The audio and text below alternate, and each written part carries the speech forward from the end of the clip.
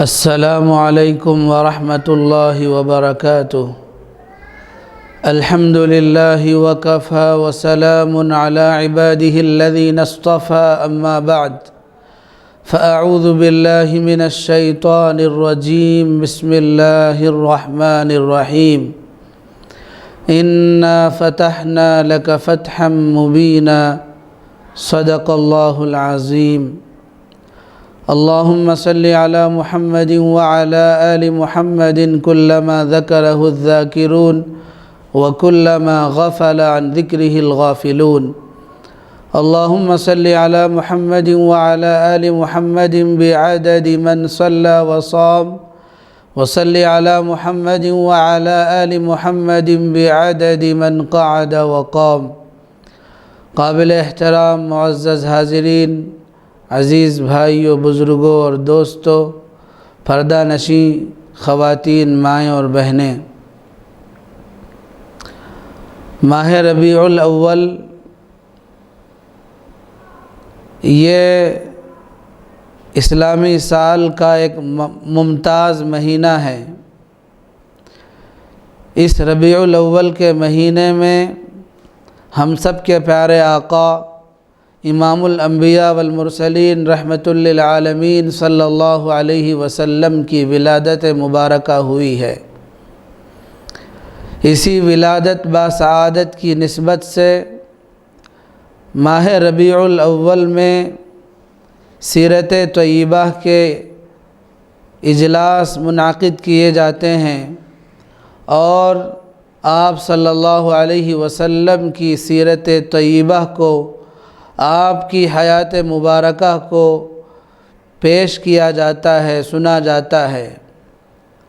لہٰذا اس مہینے کی مناسبت سے تحفظ دین میڈیا نے یہ کوشش کی ہے کہ پورا مہینہ آقائے دو جہاں سرور عالم صلی اللہ علیہ وسلم کی حیات مبارکہ،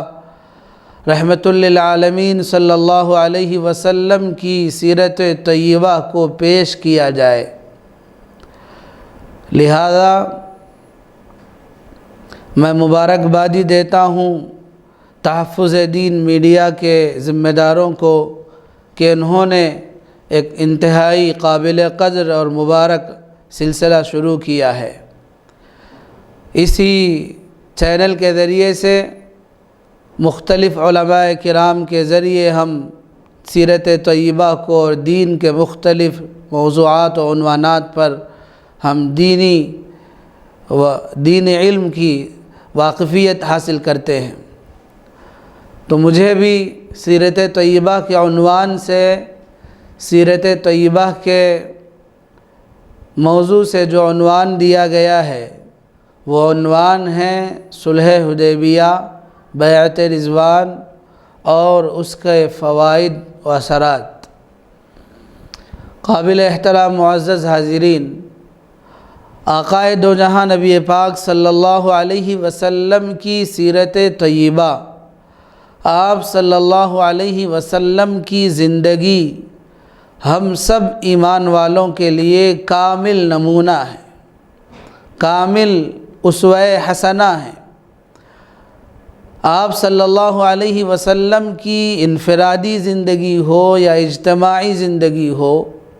آپ صلی اللہ علیہ وسلم کی انفرادی زندگی، جیسے آپ صلی اللہ علیہ وسلم بحیثیت معلم آپ کی کیا تعلیمات رہی ہیں، اور اسی طرح آپ صلی اللہ علیہ وسلم بحیثیت پڑوسی آپ کے کیا اخلاق رہے ہیں، بحیثیت شوہر آپ کی کیا تعلیمات ہیں، بحیثیت تاجر آپ کی کیا تعلیمات رہی ہیں، یہ ساری کی ساری تعلیمات ہمارے لیے اس میں کامل رہبری اور رہنمائی موجود ہے۔ آپ صلی اللہ علیہ وسلم کی زندگی کا اجتماعی عمل ہو یا انفرادی عمل ہو، ہر عمل میں ہمارے لیے رہبری اور رہنمائی ہے۔ آپ صلی اللہ علیہ وسلم کی زندگی میں آپ کی حیات طیبہ اور آپ کی مبارک زندگی میں جو واقعات پیش آئے ہیں ان واقعات میں بھی ہمارے لیے کامل نمونہ اور اسوہ موجود ہے۔ اس واقعے کے اندر بھی ہمارے لیے عبرت کے سبق موجود ہیں۔ اس واقعے سے متعلق ہماری زندگی کو سدھارنے اور سنوارنے کے لیے اور اپنی زندگی کو صحیح راستے پر لگانے کے لیے اس واقعے سے متعلق ہمیں بہترین تعلیمات اس واقعے سے ہمیں میسر ہوتی ہے۔ لہٰذا سیرت طیبہ کے واقعے کو سن لینے کا مقصد اپنی زندگی کا جائزہ لینا، اپنی زندگی کو سنوارنا، اپنی زندگی کو رسول اکرم صلی اللہ علیہ وسلم کے زندگی کے مطابق، اسوہ حسنہ کے مطابق اپنی زندگی کو ڈھالنا، یہ ہمارا مقصد ہونا چاہیے۔ اور پھر سیرت طیبہ کو خود ہم پڑھیں، اپنے گھر میں اس کا مذاکرہ کریں، اپنے بچوں کو سیرت طیبہ سے واقف کرائیں، یہ ہمارا مقصد ہونا چاہیے۔ تو الغرض آج کا جو ہمارا موضوع ہے، جو عنوان ہے،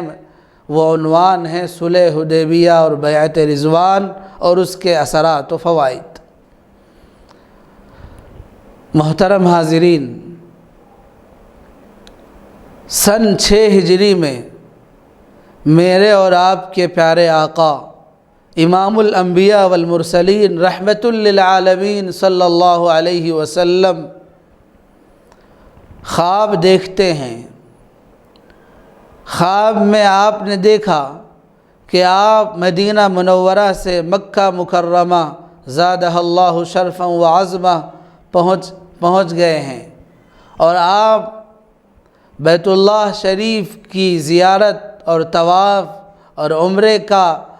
فریضہ انجام دے رہے ہیں، اور آپ عمرہ کر رہے ہیں، اور آپ کے ساتھ آپ کے صحابہ بھی عمرہ کرنے میں شامل ہیں، اور وہ بھی عمرہ کر کے اپنے بالوں کو حلق کر رہے ہیں، اپنے بالوں کو کاٹ رہے ہیں۔ حضور اکرم صلی اللہ علیہ وسلم نے جب یہ خواب اپنے صحابہ سے بیان کیا، صحابہ کرام کو جب آپ صلی اللہ علیہ وسلم نے یہ خواب بیان کیا تو تمام صحابہ کرام نے اس خواب کو سننے کے بعد بڑے فکرمند ہوئے اور بڑے شوقین ہوئے کہ اللہ تبارک و تعالیٰ نے ہم کو حضور اکرم صلی اللہ علیہ وسلم کے اس خواب کے ذریعے سے بیت اللہ شریف کے زیارت اور مکہ مکرمہ کی حاضری کی سعادت نصیب فرمائیں گے۔ اس لیے کہ آپ صلی اللہ علیہ وسلم کا جو خواب تھا وہ ہمارے خواب کی طرح نہیں تھا، چونکہ انبیاء کا خواب وحی کا درجہ رکھتا ہے، اور آپ صلی اللہ علیہ وسلم کو خواب میں بشارت بتائی گئی ہے، اور آپ صلی اللہ علیہ وسلم کو خواب میں دکھایا گیا کہ آپ مکہ مکرمہ میں داخل ہو رہے ہیں، آپ بیت اللہ کا طواف کر رہے ہیں، آپ عمرہ ادا کر رہے ہیں۔ تو آپ صلی اللہ علیہ وسلم کو پیشن گوئی کے طور پر خوشخبری دی گئی۔ تو یہ خوشخبری آپ صلی اللہ علیہ وسلم کو دی گئی تھی، لیکن اس میں یہ طے نہیں کیا گیا تھا کہ کس سال آپ کو عمرے کی سعادت سے مالا مال کیا جائے گا، کس سال آپ عمرہ کریں گے۔ حتمی طور پر، متعین طور پر یہ نہیں بتایا گیا تھا کہ آپ سن 6 ہجری ہی میں عمرہ کریں گے، ایسا متعین طور پر وضاحت نہیں کی گئی تھی۔ بس اتنا آپ کو بتایا گیا تھا کہ آپ مکہ مکرمہ میں داخل ہیں، آپ بیت اللہ کا طواف کر رہے ہیں، اور آپ عمرہ ادا کر رہے ہیں۔ تو جب آپ صلی اللہ علیہ وسلم نے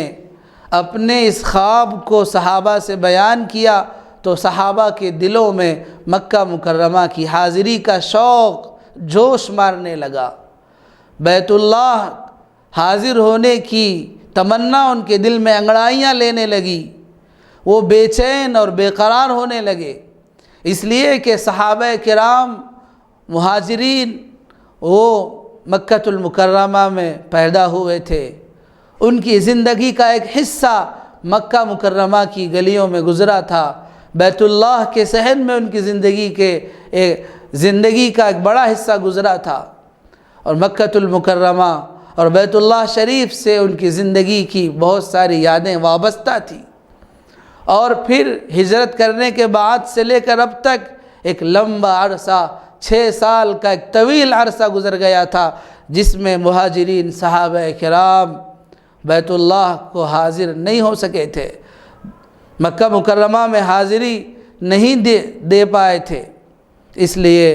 صحابہ کرام نے اپنی آرزو کو، تمنا کو، خواہش کو پیش کیا کہ اللہ کے نبی صلی اللہ علیہ وسلم ہم بھی آپ کے ساتھ عمرہ کرنے کے لیے چلیں گے، مکہ روانہ ہوں گے۔ آپ صلی اللہ علیہ وسلم نے صحابہ کرام میں اعلان کیا کہ ٹھیک ہے، ہم عمرے کے ارادے سے، عمرہ کرنے کی غرض سے، عمرے کے مقصد سے مدینہ منورہ سے مکہ کی طرف روانہ ہوں گے۔ اعلان ہوا، تمام صحابہ کرام جو خواہش رکھتے تھے، تقریباً 1400 صحابہ کرام آپ صلی اللہ علیہ وسلم کی صحبت میں مکہ مکرمہ کی طرف روانہ ہونے کے لیے چل پڑے۔ مدینہ منورہ سے مکہ مکرمہ عمرے کی غرض سے آپ صلی اللہ علیہ وسلم کی صحبت میں یہ قافلہ صحابہ کرام کا روانہ ہوا۔ آپ صلی اللہ علیہ وسلم 1400 صحابہ کرام کے ساتھ مدینہ منورہ سے مکہ مکرمہ زادہ اللہ شرفا و عظمہ کی طرف روانہ ہوئے۔ آپ صلی اللہ علیہ وسلم نے روانگی سے پہلے ہی اپنے ایک آدمی کو، اپنے ایک مخبر کو مکہ مکرمہ بھیج دیا تھا، تاکہ وہاں مکہ مکرمہ میں آپ صلی اللہ علیہ وسلم کے اس سفر کی وجہ سے وہاں کیا حالات ہیں، وہاں کے لوگوں کے کیا افکار و نظریات ہیں، ان کی کیا پلاننگ اور منصوبے ہیں، اس کو معلوم کرنے کے لیے آپ صلی اللہ علیہ وسلم نے اپنے ایک آدمی کو پہلے ہی بھیج دیا تھا۔ جب آپ صلی اللہ علیہ وسلم مکہ مکرمہ کے قریب پہنچے ایک مقام پر، تو اس مقام پر پہنچنے کے بعد آپ صلی اللہ علیہ وسلم کا بھیجا ہوا وہ آدمی آپ کے پاس پہنچتا ہے، اور وہ آپ کو بتاتا ہے کہ اللہ کے نبی صلی اللہ علیہ وسلم کفار مکہ وہ مسلمانوں کو مکہ میں داخل ہونے سے روکنے کے لیے بالکل تلے ہوئے ہیں، وہ کٹنے اور مرنے کے لیے تیار ہیں، لیکن مکہ مکرمہ میں مسلمانوں کو داخل ہونے دینا نہیں چاہتے ہیں، مسلمانوں کو مکہ میں داخل ہو کر عمرہ کرنے دینے کا ان کا ارادہ نہیں ہے۔ حضرت خالد بن ولید رضی اللہ تعالیٰ عنہ اس وقت تک مسلمان نہیں ہوئے تھے۔ حضرت خالد بن ولید رضی اللہ تعالیٰ عنہ نے ایک لشکر کو لے کر مسلمانوں کو روکنے کے لیے انہوں نے پیش قدمی کی۔ آپ صلی اللہ علیہ وسلم نے ان کے تاک لگائے ہوئے راستے سے ہٹ کر دوسرے راستے سے حضرت خالد بن ولید کا سامنا کیا، ان کے بالکل قریب پہنچ گئے۔ جیسے ہی حضور اکرم صلی اللہ علیہ وسلم حضرت خالد بن ولید کے سامنے بالکل خلاف توقع ان کے قریب آ پہنچے، تو حضرت خالد بن ولید پریشان ہو گئے اور انہوں نے اپنے لشکر کو لے کر مکہ مکرمہ کی طرف واپس چلے گئے، اور انہوں نے بتایا کہ اللہ کے نبی صلی اللہ علیہ وسلم 1400 صحابہ کرام کے ساتھ وہ مکہ کے قریب ایک مقام ہے حدیبیہ، وہاں پر آپ پڑاؤ ڈالے ہیں، وہاں پر آپ رکے ہوئے ہیں، تو کیا کرنا چاہیے؟ قریش کے لوگوں نے اپنے ایک ذہین، ہوشیار، چالاک اپنے ایک آدمی کو جس کا نام عروہ بن مسعود ثقفی ہے، اس کو حضور اکرم صلی اللہ علیہ وسلم اور صحابہ کرام کے حالات کا جائزہ لینے اور ان کے نظریے کو معلوم کرنے کے لیے عروہ بن مسعود ثقفی کو بھیجا۔ عروہ بن مسعود ثقفی جو اس وقت تک مسلمان نہیں ہوئے تھے، تو وہ آئے اور آ کر انہوں نے صحابہ کرام کے سامنے حضور اکرم صلی اللہ علیہ وسلم سے کچھ گفتگو کی، اور اس گفتگو کے اندر بول چال میں کچھ آزادی والے جملے استعمال کرنے چاہے، تو صحابہ نے عروہ بن مسعود کو روک دیا اور ان کو فوراً ٹوکا کہ تم اپنی زبان کو صحیح استعمال کرو، صحیح لب و لہجے کے ساتھ، ادب اور احترام کے ساتھ تم آقا دو عالم صلی اللہ علیہ وسلم سے بات کرو۔ حضور اکرم صلی اللہ علیہ وسلم کو سے حضرت عروہ بن مسعود نے بات کی، اور انہوں نے صحابہ کرام کے دل میں حضور اکرم صلی اللہ علیہ وسلم کی محبت اور آپ صلی اللہ علیہ وسلم کی عقیدت اور حضور اکرم صلی اللہ علیہ وسلم سے صحابہ کرام کا والہانہ تعلق جو تھا اس کو محسوس کیا، اور آپ صلی اللہ علیہ وسلم نے عروہ بن مسعود سے کہا کہ ہمارے یہاں آنے کا مقصد لڑنا نہیں ہے، جنگ کرنا نہیں ہے، قتل و غارت گیری نہیں ہے، ہمارے یہاں آنے کا مقصد صرف اتنا ہے کہ ہم مکہ مکرمہ میں حاضری دے کر بیت اللہ کا طواف کرنا چاہتے ہیں، عمرہ ادا کرنا چاہتے ہیں، اور عمرہ کر کے ہم اپنے وطن کو واپس چلے جائیں گے۔ چونکہ آپ صلی اللہ علیہ وسلم سفر ہی سے احرام باندھ کر آئے تھے اور اپنے ساتھ قربانی کے جانور لے کر آئے تھے، قربانی کے جانوروں کے گلے میں قلادہ لٹکا ہوا تھا، اور آپ صلی اللہ علیہ وسلم اور صحابہ احرام پہنے ہوئے تھے۔ احرام کی حالت میں آپ صلی اللہ علیہ وسلم مکہ کے قریب حدیبیہ کے مقام پر رکے تھے۔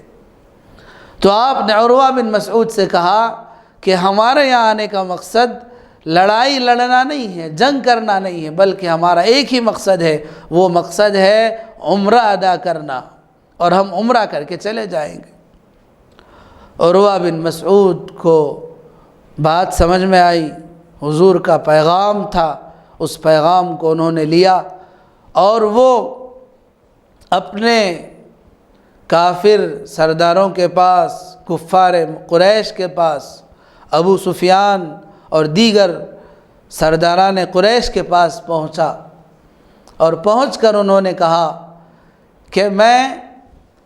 دنیا کے بڑے بڑے بادشاہوں کے دربار میں گیا ہوں، سلاطین دنیا کے بڑے بڑے درباروں کو میں دیکھا ہوں، میں ایران کے بادشاہ کے دربار میں گیا، روم کے بادشاہ کے دربار میں گیا، مصر کے بادشاہ کے دربار میں گیا، حبشہ کے بادشاہ کے دربار میں پہنچا، لیکن میں دنیا کے بڑے بڑے بادشاہوں کے دربار میں پہنچ کر ان بادشاہوں کی عزت و احترام کو، ان کی شان و شوکت کا میں نے دیدار کیا، اس کو دیکھا، لیکن حضور اکرم صلی اللہ علیہ وسلم کے صحابہ کرام حضور اکرم صلی اللہ علیہ وسلم کے ساتھ جو محبت کا معاملہ کرتے ہیں، جو عقیدت کا اور والہانہ تعلق کا مظاہرہ کرتے ہیں، میں نے ویسی محبت اور ویسی عقیدت اور ویسا والہانہ تعلق اور دل کا گہرا تعلق میں نے کہیں نہیں دیکھا، نہ روم کے بادشاہ کے پاس دیکھا، نہ ایران کے بادشاہ کے پاس دیکھا، نہ مصر اور حبشہ اور یمن کے بادشاہوں کے پاس دیکھا، کسی بادشاہ کے پاس وہ عزت و عظمت اور محبت و احترام کا وہ منظر مجھے نہیں نظر آیا۔ آپ صلی اللہ علیہ وسلم سے صحابہ کرام کا تعلق اور صحابہ کرام کی عظمت اور تقدس کا اور حضور اکرم صلی اللہ علیہ وسلم سے صحابہ کی عقیدت کا حال یہ ہے کہ حضور اکرم صلی اللہ علیہ وسلم وضو کرتے ہیں تو آپ صلی اللہ علیہ وسلم کے وضو کا پانی گرنے نہیں دیتے ہیں صحابہ کرام، اس پانی کو گرنے سے پہلے اپنے ہاتھوں میں لیتے ہیں، اس کو اپنے بدن سے، اپنے چہرے سے، اپنے سر سے اس کو مل لیتے ہیں۔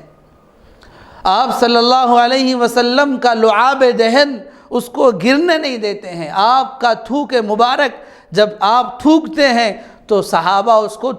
زمین پر گرنے نہیں دیتے ہیں، اس تھوک کو، آپ کے اس لعاب دہن کو زمین پر گرنے سے پہلے صحابہ اس کو اپنے ہاتھوں میں لیتے ہیں، اس کو اپنے جسم سے مل لیتے ہیں، اپنے چہرے سے اس کو مل لیتے ہیں۔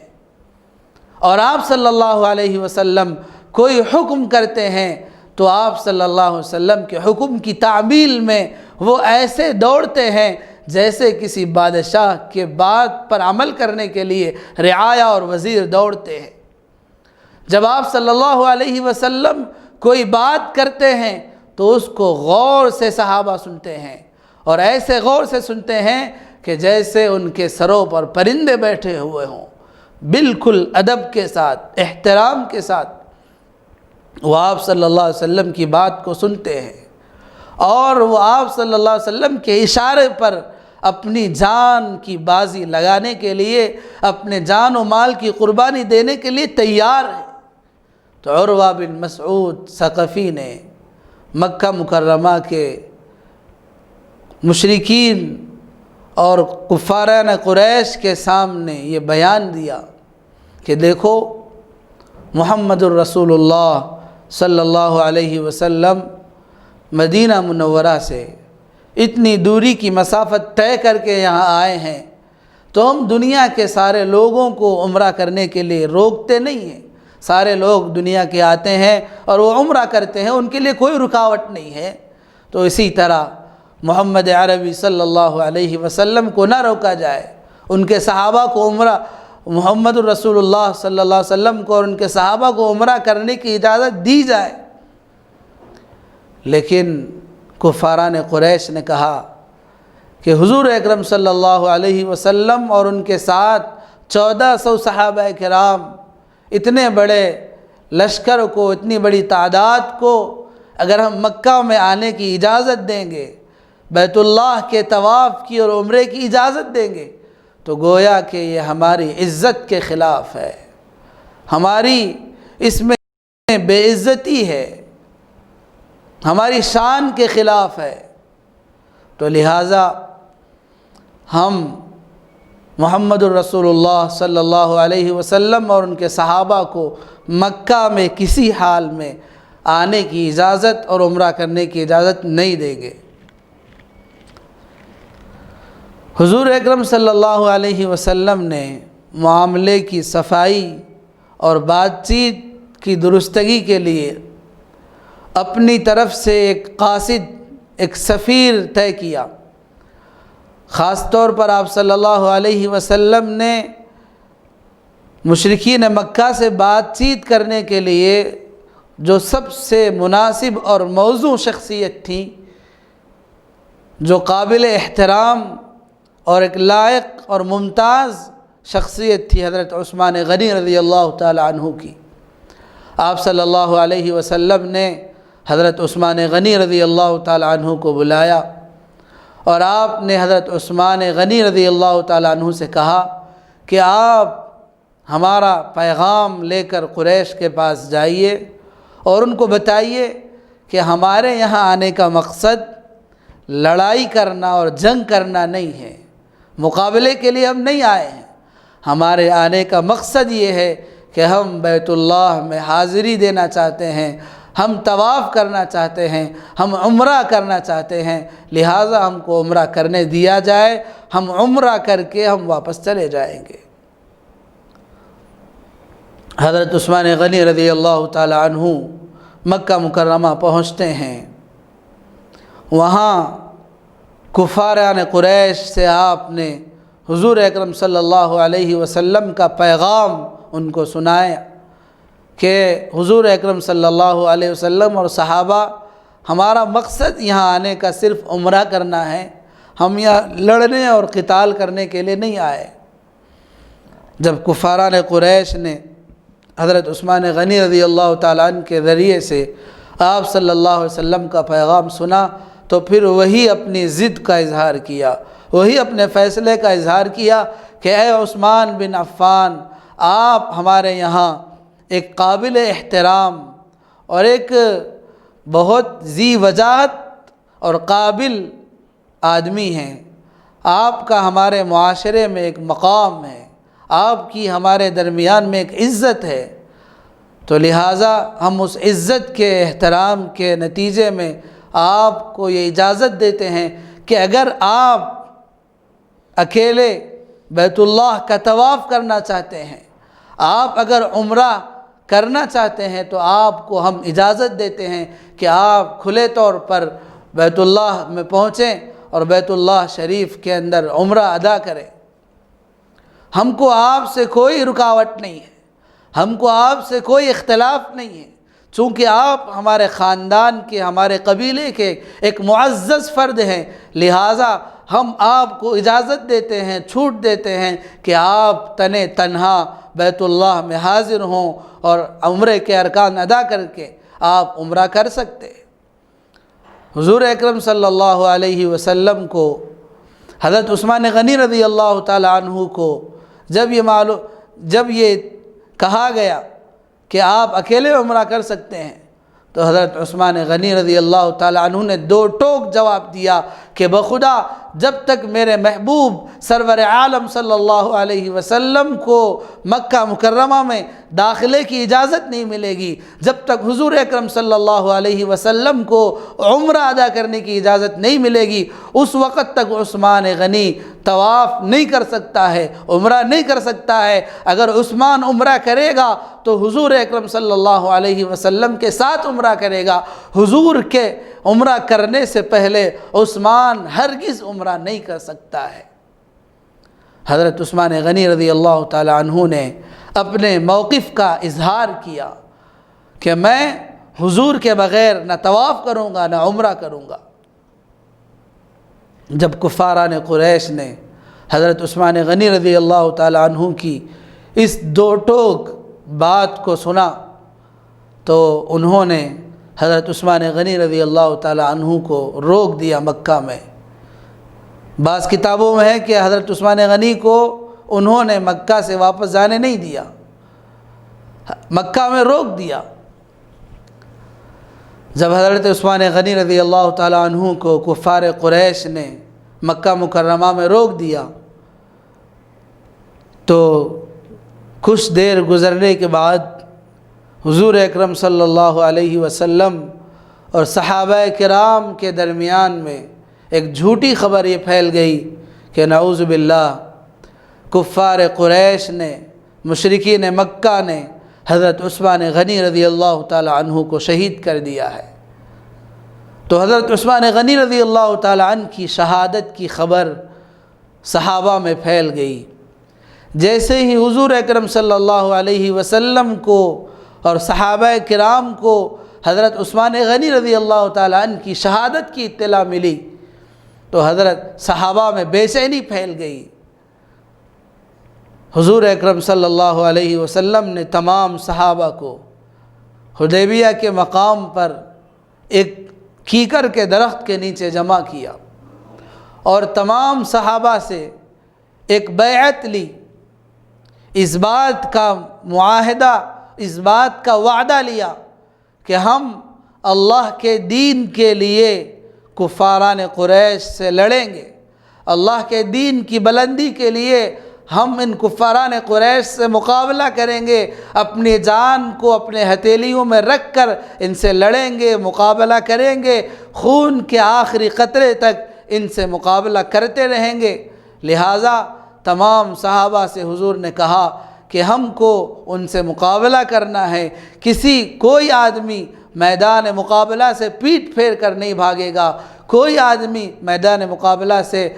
بھاگے گا نہیں، بلکہ ڈٹ کر ہم کو ان سے مقابلہ کرنا ہے۔ تو لہٰذا حضور اکرم صلی اللہ علیہ وسلم کے اس بیعت پر تقریباً وہ جو صحابہ موجود تھے آپ کے ساتھ، ان تمام صحابہ نے آپ صلی اللہ علیہ وسلم کے ہاتھ پر وعدہ کیا، بیعت لی کہ ہم اے اللہ کے نبی صلی اللہ علیہ وسلم ہم آپ کے ساتھ لڑیں گے اور ہم آپ کے ساتھ مقابلہ کریں گے، لیکن ہم پیٹھ نہیں پھیریں گے، اپنی جان کی بازی لگا کر لڑیں گے اور اپنے خون کے آخری قطرے تک ان سے مقابلہ کریں گے۔ لہٰذا تمام صحابہ نے حضور اکرم صلی اللہ علیہ وسلم کے ہاتھ پر بیعت کی کہ ہم اللہ کے دین کے لیے لڑیں گے۔ آپ صلی اللہ علیہ وسلم نے تمام صحابہ سے بیعت لی۔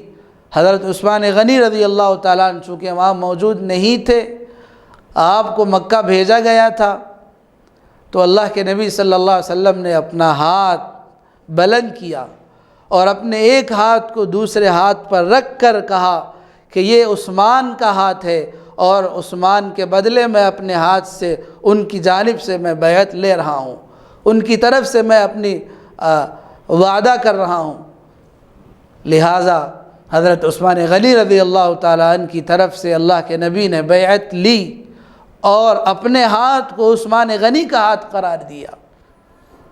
یہ فضیلت صحابہ کرام میں حضرت سیدنا عثمان غنی رضی اللہ تعالیٰ عنہ کو حاصل ہے۔ اللہ کے نبی کو حضرت عثمان غنی رضی اللہ تعالیٰ عنہ کی ذات پر مکمل اعتماد تھا، ان کی ذات پر مکمل بھروسہ تھا، اس لیے حضور اکرم صلی اللہ علیہ وسلم نے حضرت عثمان کی بیعت کو خود اپنی طرف سے آپ نے کیا، جس کو قرآن مجید نے لَقَدْ رَضِيَ اللَّهُ عَنِ الْمُؤْمِنِينَ إِذْ يُبَايِعُونَكَ تَحْتَ الشَّجَرَةِ فَعَلِمَ مَا فِي قُلُوبِهِمْ إِلَى آخِرِ الْآيَةِ۔ پارہ 26 سورہ فتح کے اندر اللہ تبارک و تعالیٰ نے اس بیعت رضوان کا تذکرہ کیا ہے کہ اللہ تبارک و تعالیٰ ان ایمان والوں سے راضی ہو گئے ہیں جو ایمان والے اللہ کے نبی صلی اللہ علیہ وسلم کے ہاتھ پر کیکر کے درخت کے نیچے یعنی مقابلے کے لیے بیعت کر رہے ہیں، کافروں سے مقابلے کے لیے صحابہ کرام نے بیعت کی، تو اس بیعت کا تذکرہ قرآن مجید میں اللہ نے بیان کر دیا کہ یقیناً اللہ تبارک و تعالیٰ ان صحابہ سے راضی ہو گیا، خوش ہو گیا جو صحابہ اللہ کے رسول صلی اللہ علیہ وسلم کے ہاتھ پر بیعت کر رہے ہیں، اپنی جان کی قربانی دینے کے لیے تیار ہیں۔ اللہ تبارک و تعالیٰ نے صحابہ کرام کے اس جذبے کو قبول کیا، ان کے اس جذبے کی لاج رکھتے ہوئے اللہ تبارک و تعالیٰ نے صلح حدیبیہ کو بعد میں آنے والے حالات کے لیے فتح عظیم کا پیش خیمہ، فتح مکہ کا دروازہ بنا دیا، فتح مکہ کے لیے ایک آغاز اور بنیاد بنا کر اللہ تبارک و تعالیٰ نے اس میں خیر کثیر کو رکھ دیا۔ الغرض حضرت عثمان غنی رضی اللہ تعالیٰ عنہ کی شہادت کی یہ اطلاع ملی تو صحابہ کرام عثمان غنی رضی اللہ تعالیٰ عنہ کے خون کا بدلہ اور قصاص لینے کے لیے اور پھر عمرے کی ادائیگی کے لیے جو رکاوٹ ڈالی جا رہی تھی، اس عمرے کو ادا کرنے کے لیے، مقابلہ کرنے کے لیے آپ تیار ہو گئے۔ ابھی صحابہ کرام کے درمیان آپ صلی اللہ علیہ وسلم کی تیاریاں چل رہی تھی کہ کفار قریش نے اپنے مخبر کو، جاسوس کو بھیج کر حضور اکرم صلی اللہ علیہ وسلم اور صحابہ کی کیفیت کو معلوم کیا، تو جاسوس نے بتایا کہ حضور اکرم صلی اللہ علیہ وسلم اور ان کے صحابہ وہ بالکل دو ٹوک انداز کے اندر ہم سے مقابلہ کرنے کے لیے تیار ہیں، وہ ہم سے برسر پیکار ہونے کے لیے بالکل وہ تیار ہے۔ کفاران قریش کو جب حضور اکرم صلی اللہ علیہ وسلم کے عزم کی اور آپ صلی اللہ علیہ وسلم کے ساتھ صحابہ کرام کے سرفروشی کی اطلاع ملی تو قریش گھبرا گئے، چونکہ قریش پہلے ہی سے جنگوں کے اندر لڑائی کر کے وہ کمزور ہو چکے تھے۔ غزوہ بدر کے اندر مسلمانوں سے مقابلہ کر کے 70 کفاران قریش اور سرداران قریش مارے گئے تھے۔ پھر اس کے بعد غزوہ احد میں مقابلہ ہوا، پھر اس کے بعد سن 5 ہجری میں غزوہ خندق، غزوہ احزاب پیش آیا۔ تو ان لڑائیوں کے اندر قریش کی کافی مالی طاقت کمزور ہو چکی تھی، ان کی جانی طاقت اور لشکری طاقت کمزور ہو چکی تھی، وہ مسلمانوں سے مقابلہ کرنا نہیں چاہتے تھے، مسلمانوں سے برسر پیکار ہونا نہیں چاہتے تھے۔ اس لیے کفاران قریش نے اپنی خیر اور سلامت اسی میں سمجھی کہ مسلمانوں کو سنجیدگی کے ساتھ ان سے بات چیت کی جائے، ان سے مذاکرات کیا جائے، اور ان کو نرمی کے ساتھ اس بات پر آمادہ کیا جائے کہ وہ مکہ مکرمہ میں اس سال داخل نہ ہوں، وہ اس سال ان کو عمرہ ادا کرنے نہ دیا جائے۔ تو خیر کفاران قریش نے اپنے ایک اہم ترین فرد سہیل بن عمر کو بھیجا۔ سہیل بن عمر وہ حضور اکرم صلی اللہ علیہ وسلم کے پاس پہنچنے کے لیے مکہ سے روانہ ہوئے۔ حضور اکرم صلی اللہ علیہ وسلم نے سہیل کو جب آتا ہوا دیکھا تو آپ نے کہا کہ مکہ کے لوگوں کی جو مرضی ہے وہ کچھ عجیب سی مرضی لگ رہی ہے، ان کا ارادہ کچھ خیر اور بھلائی کا ارادہ لگ رہا ہے، اسی لیے انہوں نے سہیل کو بھیجا ہے۔ تو سہیل سہالہ کے معنی آسان ہونا ہے، تو آپ نے اس سے نیک فالی لی تو کہا کہ اب ہمارا معاملہ آسان ہو جائے گا۔ سہیل وہ آپ کے پاس آئے اور آ کر انہوں نے مشرکین مکہ کا پیغام آپ کے سامنے رکھا۔ حضور اکرم صلی اللہ علیہ وسلم سے انہوں نے کہا کہ ہم آپ سے مقابلہ نہیں کریں گے، آپ سے لڑائی نہیں کریں گے، بلکہ ہم اور آپ چند چیزوں پر، چند شرائط پر ایک دوسرے سے معاہدہ کر لیں گے اور ہم صلح کر لیں گے۔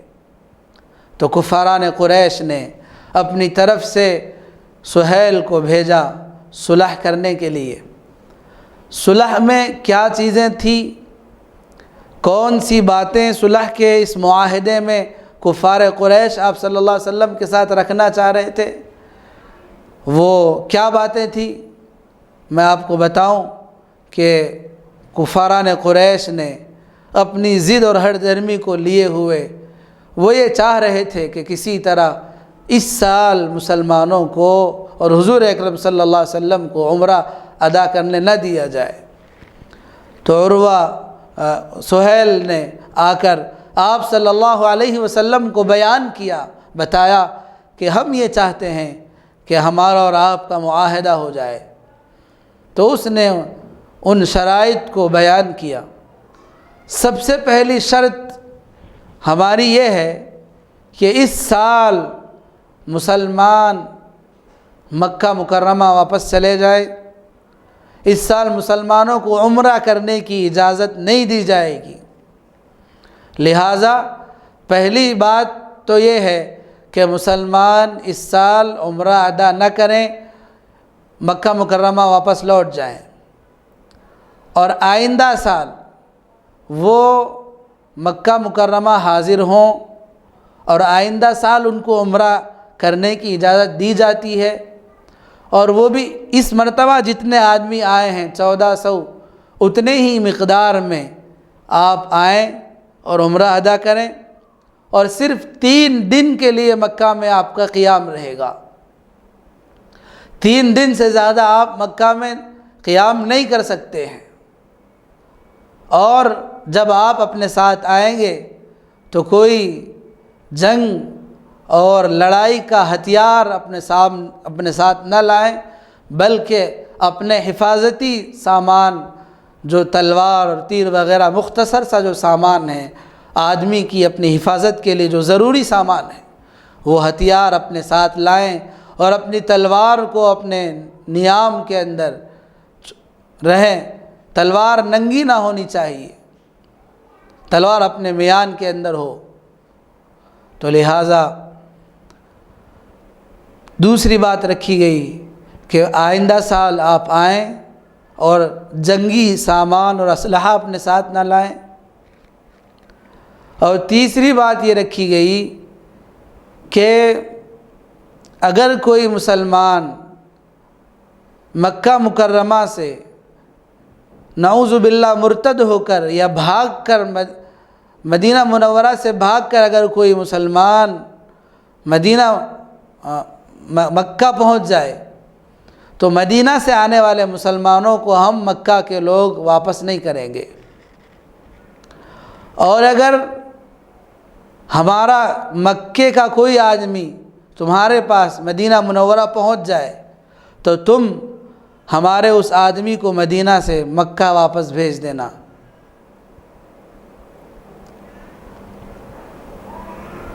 چوتھی چیز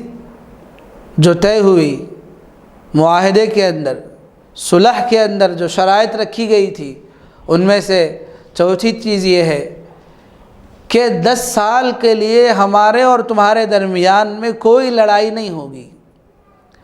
10 سال تک ہمارے اور آپ کے درمیان میں ایک دوسرے سے لڑائی نہیں ہوگی، ہم آپ سے نہیں لڑیں گے، آپ ہم سے نہیں لڑنا۔ آپس میں جنگ بندی کا معاہدہ ہو گیا کہ 10 سال تک ہمارے اور آپ کے درمیان میں امن و امان قائم رہے گا، لڑائی نہیں ہوگی۔ اور 5ویں چیز جو شرط کے طور پر رکھی گئی تھی کہ ہمارے اور آپ کے درمیان، ہم اور آپ دونوں ایک فریق ہیں، تو مکہ مکرمہ اور عرب کے جو قبائل ہیں، دیگر قبائل میں سے کوئی قبیلہ آپ کے ساتھ شامل ہونا چاہے، آپ کا پارٹنر اور آپ کا حلیف بننا چاہے تو اجازت ہے۔ جو قبیلہ جس کے ساتھ ملنا چاہے، جو قبیلہ جس کا حلیف بننا چاہے وہ بن سکتا ہے، اس قبیلے کے لیے کھلی آزادی رہے گی۔ اور جو قبیلہ بھی آپ کا یا ہمارا حلیف بن جائے گا، اس کے ساتھ اس معاہدے کی پابندی کرنا ضروری ہوگا۔ لہٰذا چھٹی چیز یہ تھی کہ اس 10 سال کے اندر ہمارا اور آپ کا آنا جانا، آمد و رفت ہماری آپ کے سلسلے میں باقی رہے گی، اور 10 سال میں کوئی جنگ نہیں ہوگی۔ تو یہ چند چیزیں، چند شرائط معاہدے کے طور پر اس صلح نامے میں پیش کیے گئے۔ یہ صلح نامہ جس کے اندر یہ شرائط جو رکھی گئی تھی، یہ شرائط بظاہر طور پر ایسا لگ رہا تھا کہ مسلمانوں کو دب کر ان شرائط کو ماننا پڑ رہا ہے، ان شرائط کو تسلیم کرنا پڑ رہا ہے۔ تو بظاہر اس کے اندر مسلمانوں کی کمزوری اور مسلمانوں کی ذلت اس کے اندر محسوس ہو رہی تھی۔ تو چونکہ صحابہ کرام ظاہری طور پر ان شرائط کو دیکھ کر وہ شرائط صحابہ کرام کو سمجھ میں نہیں آ رہے تھے کہ یہ شرائط اس طرح ہم دب کر کیوں اس کو مانیں، تسلیم کریں۔ حضور اکرم صلی اللہ علیہ وسلم اللہ کے رسول ہیں، اللہ کے رسول صلی اللہ علیہ وسلم نے اس معاہدے کو تسلیم کیا، اور حضرت علی رضی اللہ تعالیٰ عنہ کو کہا کہ اے علی، یہ جو معاہدہ طے ہو رہا ہے اس معاہدے کو آپ لکھیں۔ حضرت علی رضی اللہ تعالیٰ عنہ نے اس معاہدے کو لکھنا شروع کیا، تو بسم اللہ الرحمن الرحیم کے ذریعے سے اس معاہدے کو شروع کیا۔ تو فوراً سہیل نے ٹوک دیا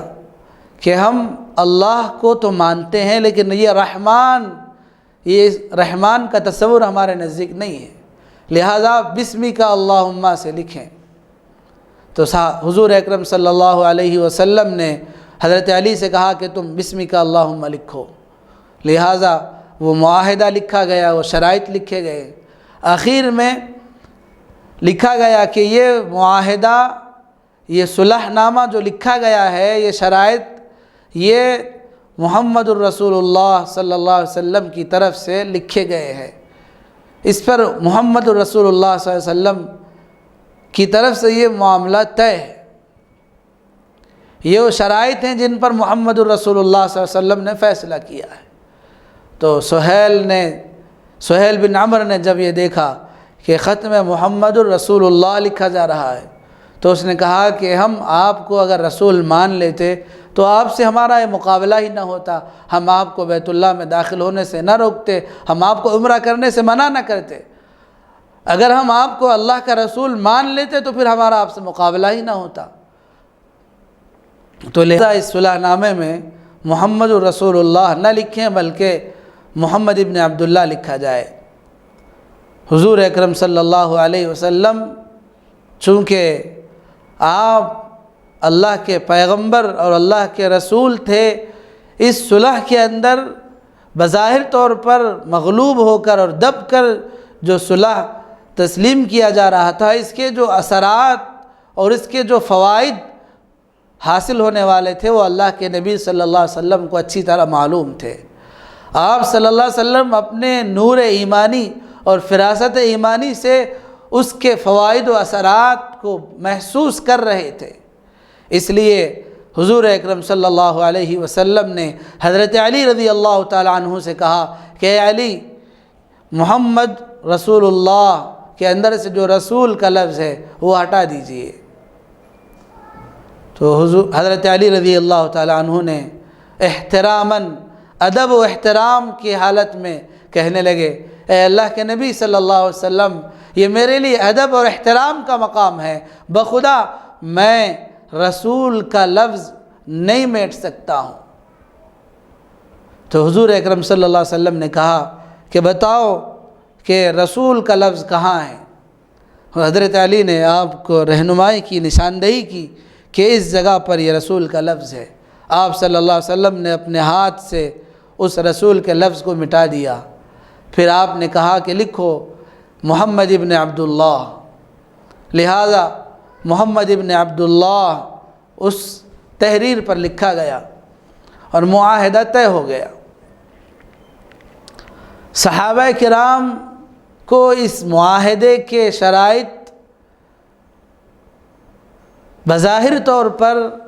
یہ مسلمانوں کی ذلت محسوس ہو رہی تھی۔ حضرت عمر رضی اللہ تعالیٰ عنہ بے چین و بے قرار تھے۔ حضرت عمر رضی اللہ تعالیٰ عنہ کہنے لگے، حضرت ابو بکر رضی اللہ تعالیٰ عنہ کے پاس پہنچے اور کہا، اے ابو بکر، کیا ہم حق پر نہیں ہیں؟ کیا ہمارا دین، ہمارا اسلام حق نہیں ہے؟ کیا اللہ تبارک و تعالیٰ نے حضور اکرم صلی اللہ علیہ وسلم کو حق کے ساتھ مبعوث نہیں کیا؟ جب ہم حق پر، تو حضور حضرت ابو بکر نے کہا کہ ہاں ہم حق پر ہیں، حضور اکرم صلی اللہ علیہ وسلم حق ہیں، اللہ کے آخری رسول ہیں اور ہمارا دین مذہب اسلام حق ہے، مگر حضور اکرم صلی اللہ علیہ وسلم چونکہ اللہ کے رسول ہیں، وہ اللہ کے حکم اور اللہ کی اطلاع کے مطابق وہ فیصلہ کر رہے ہیں، تو اس میں 100% خیر ہی خیر ہے۔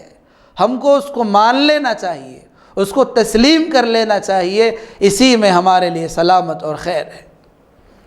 تو حضرت ابو بکر رضی اللہ تعالیٰ عنہ کا جواب سن کر حضرت عمر رضی اللہ تعالیٰ عنہ خاموش ہو گئے۔ چونکہ مسلمانوں کے سامنے ظاہری حالت تھی، جو ظاہری شرائط کافروں نے رکھے تھے، اس کے اندر بظاہر مسلمانوں کو مغلوب ہونے کا احساس ہو رہا تھا، اپنے آپ کے شرمندہ اور ذلت کا احساس ہو رہا تھا، لیکن اللہ تبارک و تعالیٰ نے قرآن مجید کے اندر اس صلح کے بارے میں کہا، اِنَّا فَتَحْنَا لَكَ فَتْحًا مُبِينًا، اے اللہ کے نبی صلی اللہ علیہ وسلم، ہم نے آپ کے لیے اس میں فتح عظیم رکھی ہے، اس صلح کے اندر آپ کے لیے بہترین فوائد ہیں۔ اللہ کے نبی صلی اللہ علیہ وسلم نے اس صلح پر دستخط کی اور معاملہ طے ہوا کہ آپس میں 10 سال تک ایک دوسرے سے لڑائی نہیں ہوگی۔ اس سال ہم کو واپس جانا ہے، آئندہ سال ہم کو آ کر عمرہ کرنا ہے۔ یہ بات طے ہو گئی تو حضور اکرم صلی اللہ علیہ وسلم نے صحابہ سے کہا کہ چلو اب ہم کو اپنے قربانی، اپنے جانوروں کی قربانی دے کر، اپنے سر کو، اپنے بالوں کو کٹا کر، حلق کر کے، اپنا احرام کھول کر ہم کو مدینہ منورہ کی طرف روانہ ہو جانا ہے۔ حضور اکرم صلی اللہ علیہ وسلم کا یہ فرمان جاری ہوا، ابھی صحابہ کے دلوں میں یہ صلح کے جو ظاہری شرائط تھی ان شرائط کی وجہ سے، اور دوسرا یہ کہ صحابہ کرام بڑی تمناؤں کے ساتھ، بڑی آرزوؤں کے ساتھ، بڑے شوق کے ساتھ مدینہ منورہ سے مکہ مکرمہ حاضر ہوئے تھے، دل میں جذبات تھے کہ ہم مکہ مکرمہ میں داخل ہوں گے، بیت اللہ کا دیدار کریں گے، بیت اللہ کا طواف کریں گے، صفا مروہ کی سعی کریں گے، عمرے کے ارکان ادا کر کے ہم مکہ سے مدینہ روانہ ہوں گے۔ یہ عمرے کے ادا کرنے کے جذبات صحابہ اپنے دلوں میں لیے ہوئے آئے تھے، لیکن اللہ تبارک و تعالیٰ کا حکم تھا، حضور اکرم صلی اللہ علیہ وسلم نے کہا کہ چلو اب ہم کو احرام کھول کر قربانی دے کر مدینہ منورہ روانہ ہو جانا ہے۔ آپ صلی اللہ علیہ وسلم یہ کہہ کر اپنے خیمے میں داخل ہو گئے تو آپ کے چہرے پر عجیب سے اثرات تھے۔ حضرت ام سلمہ رضی اللہ تعالی عنہا نے حضور اکرم صلی اللہ علیہ وسلم کو کہ چہرے انور کے وہ تاثرات، وہ پریشانی کے وہ اثرات کو پڑھ کر حضرت ام سلمہ رضی اللہ تعالی عنہا نے پوچھا کہ اللہ کے نبی کیا بات ہے، آپ عجیب پریشان سے محسوس ہو رہے ہیں؟ تو اللہ کے نبی صلی اللہ علیہ وسلم نے کہا کہ اب ہم کو یہاں جانا ہے، اور صحابہ چونکہ وہ غمگین ہیں عمرہ کے ادا نہ کرنے کے، عمرہ کی ادائیگی سے ان کو محروم کیا گیا ہے، ہم کو محروم رکھا گیا ہے۔ تو حضرت ام سلمہ رضی اللہ تعالی عنہ نے کہا اللہ کے نبی صلی اللہ علیہ وسلم آپ ایک حکمت عملی یہ کیجئے کہ آپ خود پہلے اپنے ہدی کے جانور کو، اپنے قربانی کے جانور کو ذبح کیجئے، اور آپ اپنے بال کٹا کر احرام کھول دیجئے۔ تو حضور اکرم صلی اللہ علیہ وسلم خود پہل کرتے ہیں، اپنے قربانی کے جانور کو ذبح کر کے، اپنے بال کٹا کر آپ صلی اللہ علیہ وسلم نے احرام کھول دیا۔ جب صحابہ نے دیکھا کہ خود آپ صلی اللہ علیہ وسلم اپنے قربانی کے جانور کو ذبح کر دیے ہیں اور اپنے بالوں کو حلق کر دیے ہیں اور آپ نے احرام کھول دیا ہے، تو تمام صحابہ نے اپنے قربانی کے جانوروں کو ذبح کیا، اپنے بال بنائے اور احرام کھول دیا۔ تو اب اس طرح یہ سفر سے واپسی شروع ہوئی۔ اب یہاں آ کر ہم کو یہ بات سمجھنا ہے کہ یہ جو صلح حدیبیہ ہوئی، اس صلح حدیبیہ کے اندر جو شرائط رکھے گئے تھے، جس پر حضور اکرم صلی اللہ علیہ وسلم اور قریش مکہ کے درمیان میں ایک معاہدہ ہوا تھا، اور اس صلح نامے میں جو شرائط رکھی گئی تھی، ان شرائط میں ظاہری طور پر مسلمانوں کو کمزوری محسوس ہو رہی تھی، گویا کہ مسلمان ان شرائط کے ذریعے سے اپنے آپ کو مغلوب محسوس کر رہے تھے۔ لیکن یہی صلح حدیبیہ، اس کے اندر بہت سارے فوائد اور بہت سارے کامیابیاں اس کے اندر اللہ نے مقدر کی تھی۔ اسی صلح حدیبیہ کو جب آپ صلی اللہ علیہ وسلم سفر سے واپس ہو رہے تھے، اللہ تبارک و تعالیٰ نے سورۃ الفتح نازل فرمائی، اور صاف طور پر اللہ کے نبی صلی اللہ علیہ وسلم کو اللہ تبارک و تعالیٰ نے اطمینان دلایا فتح مبین کا، انا فتحنا لک فتحا مبینا لیغفر لک اللہ ما تقدم من ذنبک وما تأخر ویتم نعمتہ علیک ویہدیک صراطا مستقیما۔ اور اسی فتح مکہ کے یعنی اسی سورۃ الفتح کے اندر اللہ تبارک و تعالیٰ نے اس خواب کے سچے ہونے کی پیشن گوئی دی، لقد صدق اللہ رسولہ الرؤیا بالحق لتدخلن المسجد الحرام ان شاء اللہ آمنین محلقین رؤوسکم ومقصرین لا تخافون فعلم ما لم تعلموا فجعل من دون ذلك فتحا قریبا الى آخر الآیہ۔ الغرض یہ صلح حدیبیہ ختم ہوئی،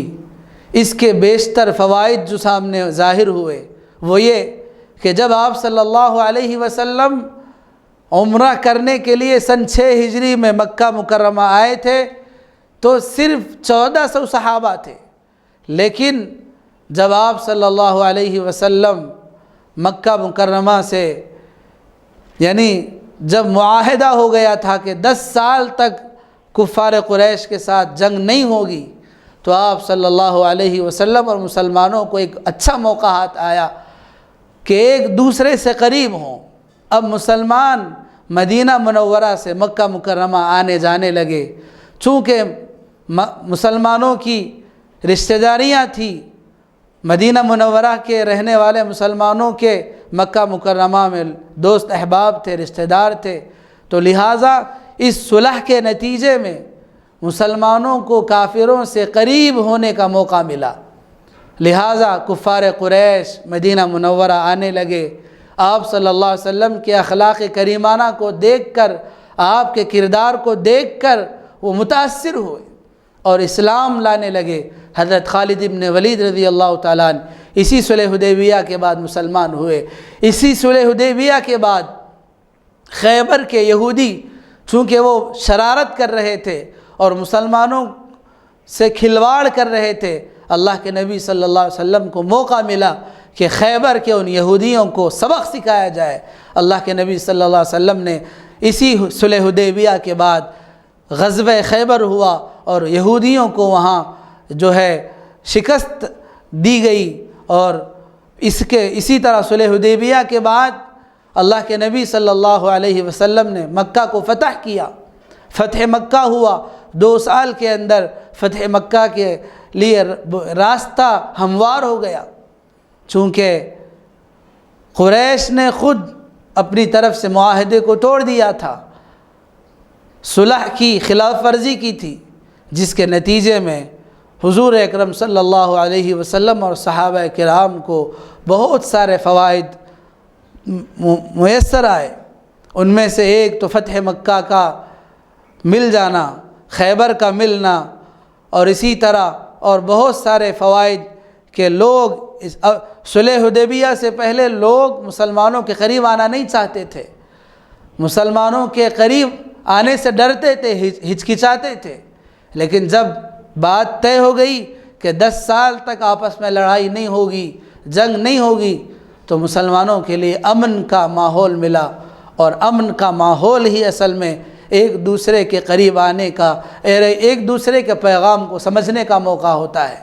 اس لیے اس امن کے موقع سے حضور اکرم صلی اللہ علیہ وسلم نے فائدہ اٹھایا اور کئی لوگ مسلمان ہوتے گئے، اور اللہ کے نبی صلی اللہ علیہ وسلم نے اسی امن کے موقع سے فائدہ اٹھا کر سلاطین دنیا کے پاس پیغام بھیجا، دعوت اسلام کے خطوط روانہ کیے۔ روم کے بادشاہ کے پاس، ہرقل کے پاس آپ نے دعوتی خطوط بھیجے، ایران کے بادشاہ کے پاس آپ نے اسلام کے دعوتی خطوط روانہ کیے، مصر کے بادشاہ مقوقس کے پاس آپ نے اسلام کی دعوت کا پیغام بھیجا، حبشہ کے یمن کے بادشاہ کے پاس آپ نے دعوتی خطوط بھیجے، دنیا کے مختلف بادشاہوں کے پاس، روم کے بادشاہ کے پاس، ایران کے بادشاہ کے پاس، مصر کے بادشاہ کے پاس، یمن کے بادشاہ کے پاس، اور دیگر دنیا کے مختلف ممالک کے بادشاہوں کے پاس اللہ کے نبی صلی اللہ علیہ وسلم نے دعوتی خطوط روانہ کیے، ان کو اسلام کی دعوت اور اسلام کا پیغام پیش کیا۔ ہرقل بادشاہ نے آپ کے اس دعوت کے خطوط کا، آپ کے اس دعوتی خط کا احترام کیا، اکرام کیا، اور کہا کہ یقیناً اللہ کے نبی صلی اللہ علیہ وسلم کی دعوت ساری دنیا میں غالب ہو کر رہے گی۔ اور مصر کے بادشاہ مقوقس نے، اس نے بھی آپ کے دعوتی خط کا اکرام و احترام کیا، ادب سے اس کو لیا، اور پھر اس نے چند ہدایہ اور تحائف آپ صلی اللہ علیہ وسلم کی خدمت میں بھیجے۔ ماریہ قبطیہ جو باندھی تھی وہ بھی مصر کے بادشاہ نے آپ کی خدمت میں بھیجی تھی۔ اسی طرح یمن کے بادشاہ حبشہ نے بھی آپ کے خط کا احترام کیا اور ایمان کو قبول کیا۔ جو ایران کا بادشاہ تھا کسریٰ پرویز، تو اس کسریٰ پرویز نے، ایران کے بادشاہ نے آپ صلی اللہ علیہ وسلم کے خط کے ساتھ بے ادبی کی اور اس خط کو پھاڑ دیا۔ رسول اکرم صلی اللہ علیہ وسلم کو جب یہ اطلاع ملی کہ ایران کے بادشاہ نے ہمارے خط کے ساتھ بے ادبی کی ہے، اس کو پھاڑ دیا ہے، تو اللہ کے نبی نے کہا کہ اللہ تبارک و تعالیٰ اس کی سلطنت کو، اس کی بادشاہت کو ٹکڑے ٹکڑے کرے اور اس کو بھی اللہ تعالیٰ پھاڑ دے جیسے اس نے ہمارے خط کو پھاڑ دیا۔ اللہ کے نبی صلی اللہ علیہ وسلم کی زبان سے نکلا ہوا یہ جملہ سچ ثابت ہوا اور ایران کے بادشاہ کی سلطنت ختم ہو گئی اور اس کی سلطنت کے ٹکڑے ٹکڑے ہو کر اس کی سلطنت بکھر گئی۔ الغرض، اس صلح حدیبیہ کا پیغام تمام امت مسلمہ کے لیے، قیامت تک آنے والی تمام انسانیت کے لیے اس صلح حدیبیہ کا پیغام یہ ہے کہ اللہ کے نبی صلی اللہ علیہ وسلم نے اس موقع پر اپنی فراست ایمانی، اپنی حکمت عملی، اپنی سمجھ بوجھ اور دانائی سے جو فیصلہ کیا تھا، بالکل اس کے اندر تمام مسلمانوں کے لیے خیر اور حکمت اور چھپی ہوئی تھی۔ اسی لیے زندگی کے کسی موڑ پر اگر ہم مسلمانوں کو اگر ایسا موقع آ جائے تو ہم کو بھی چاہیے کہ ہم جذبات میں نہ آئیں، جذبات میں فیصلہ نہ کریں، بلکہ سنجیدگی کے ساتھ، حکمت عملی کے ساتھ، سمجھداری کے ساتھ فیصلہ لیں، مشورہ کر کے اپنے رفقا سے، اکابر سے مشورہ کر کے سنجیدگی سے، حکمت عملی کے ساتھ کوئی راہ عمل تیار کرے۔ چونکہ آپ صلی اللہ علیہ وسلم نے بالکل سنجیدگی کے ساتھ، سمجھداری کے ساتھ، صبر کے ساتھ اس صلح کو آپ نے مانا اور اس کو تسلیم کیا۔ حالانکہ صلح کے اندر جو شرائط تھی بظاہر طور پر اس کے اندر مسلمانوں کے مغلوب ہونے کی کیفیت ہم کو سمجھ میں آ رہی تھی، لیکن اللہ کے نبی صلی اللہ علیہ وسلم چونکہ اللہ کے رسول تھے، وہ اپنے نور بصیرت اور فراست ایمانی کے ذریعے سے اس کے بہترین فوائد کو محسوس کر رہے تھے۔ تو اس لیے ہم کو اللہ کے نبی صلی اللہ علیہ وسلم کے مبارک زندگی کے اس واقعے سے ہم کو یہ سبق ملتا ہے کہ ہم بھی اپنی زندگی میں جذبات سے مغلوب ہو کر کوئی فیصلہ نہ کریں، اس لیے کہ جذبات سے کوئی کام نہیں ہوتا ہے، جو کام ہوتا ہے وہ حکمت عملی سے اور صحیح فیصلے سے، دور اندیشی سے کام ہوتا ہے۔ تو اس لیے ہم کو بھی چاہیے کہ ہم اپنی زندگی میں حکمت عملی سے، سمجھ بوجھ سے اور فراست سے کام لیتے ہوئے ہم اپنی زندگی کے اندر ہم فیصلہ کریں۔ اللہ تبارک و تعالیٰ سے دعا ہے کہ اللہ تبارک و تعالیٰ ہم سب کو امام الانبیاء والمرسلین رحمت للعالمین صلی اللہ علیہ وسلم کی حیات طیبہ اور سیرت مبارکہ کو اپنی زندگی میں اپنانے کی توفیق نصیب فرمائیں۔ آقا دو عالم نبی پاک صلی اللہ علیہ وسلم کی ایک ایک سنت کو جان جان کر عمل کرنے کی توفیق نصیب فرمائیں۔ ان فتنوں کے اس دور میں، قرب قیامت کے دور میں، جب کہ اللہ کے نبی نے کہا